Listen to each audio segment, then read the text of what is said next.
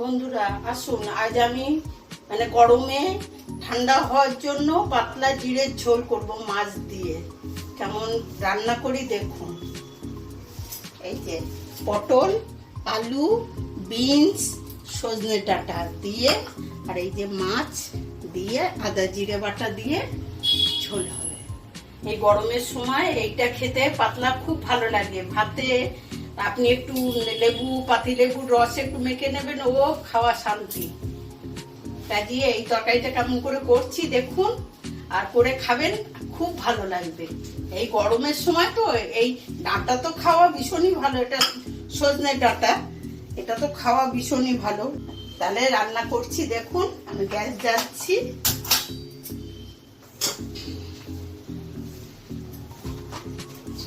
তেল দিচ্ছি। আমি আগে মাছটা ভেজে নেব।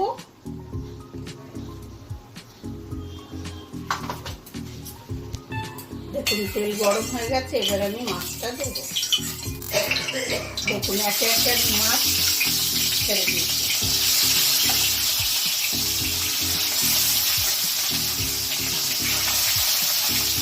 মাছটা ভাজা হলে তারপরে নামিয়ে ঝোল হবে।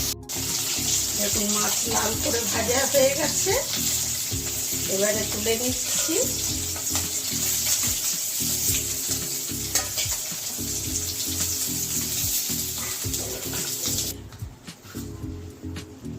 এর মধ্যে এই যে কালো জিরে ফোড়ন দিলাম, দিয়ে এবারে পটলগুলো আগে একটু ভেজে নেব। পটলগুলো কিন্তু এখন ছোট পটল তো, নরম পটল, তাই এরকম কেটেছি। নাহলে পটল কিন্তু এরকম ব্যাকা করে কাটতে হয় এই ঝোলে, কিন্তু এখন ছোট ছোট, ওই জন্য এইভাবে কেটেছি।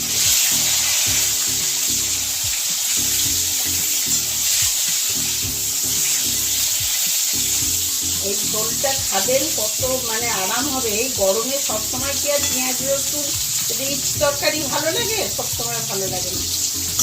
একটু মাঝে মাঝে আদা জিরে বাটা দিয়ে ঝোল করে খাবেন, দেখবেন কত সুন্দর লাগবে।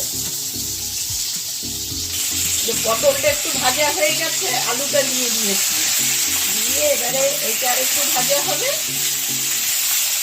ভাজা হলে তারপরে ডাঁটাটা বেশি ভাজা যাবে না, নাহলে নরম তো গলে যাবে।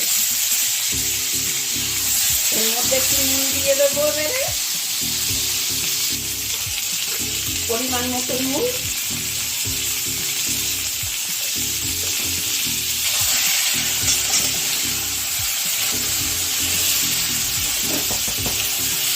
দেখুন এবারে বিনসগুলো দেবো, দিয়ে এবারে ডাঁটাও দিয়ে দেবো, দিয়ে একটু নেড়ে, বেশি ভাজবো না, একটু নেড়ে তারপরে মশলা দেবো। আদা জিরে পেস্ট করে রেখেছি, আর লঙ্কা, হলুদ, একটু চিনি, টমেটো এই দিয়ে তরকারি। এই যে 1 চামচ জিরে আর 1 চামচের একটু বেশি আদা।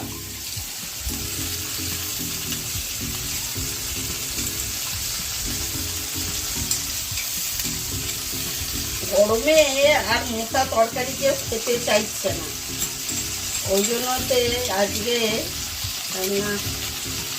হালকা তরকারি করেছি। হালকা তরকারিটা খেতেও ভালো লাগে, লেবু দিয়ে।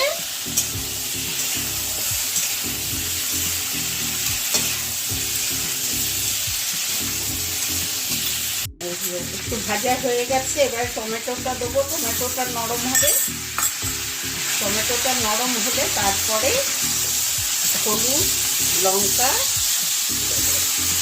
দিয়ে একটু চিনি দেবো। একটু তরকারিতে চিনি দিলে, সামান্য একটু চিনি দিলে স্বাদ আছে।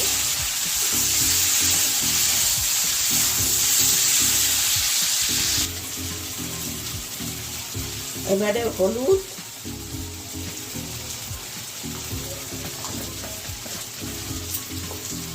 লঙ্কা,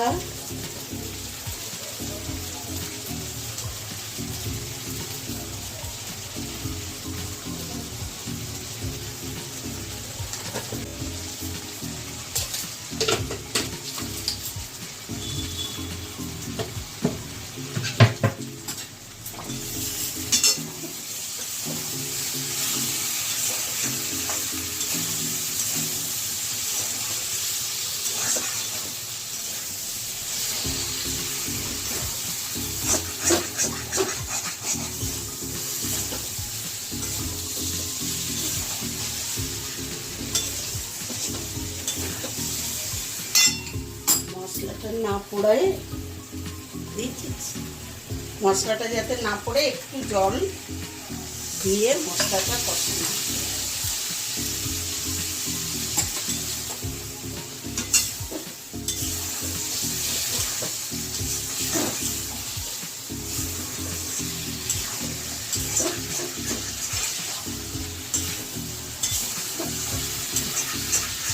দেখুন, লোকে ভাবে যে জিরের ঝোল রুগীর ঝোল, না, আমরা কিন্তু যে ওই রুগীর মতো খাওয়া জিরের ঝোল আমরা ওরকম খাই না।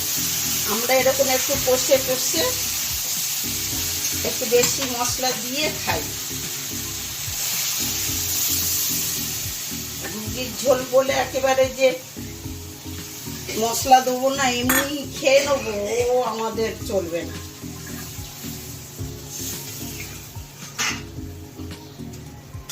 আমাদের এরা বাপ বেটায় তো আগে কি হয়েছে তরকারি, ঝোলটা ফুটলে তারপরে মাছটা দেব, দিয়ে আনাজ সেদ্ধ হওয়া পর্যন্ত হবে। দেখুন ঝোল ফুটে গেছে, এবারে মাছটা দেব, দিলে আনাজ সিদ্ধ হয়ে গেলেই তরকারি হয়ে গেছে।